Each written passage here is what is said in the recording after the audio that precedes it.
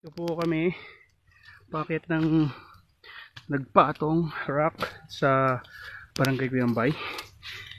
Yan si Joanna. Ang nagpatong rock po ay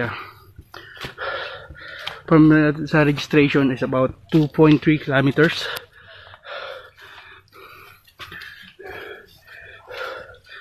Sa mga isang oras po ang lakaran nito bago natin maabot ang summit. Yan.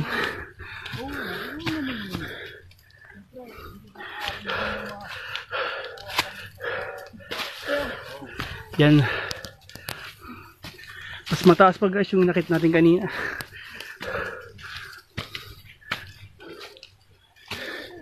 Ano? Yan. Pahinga. So ito muna kami. Yan. Jonah. Ikaw pa.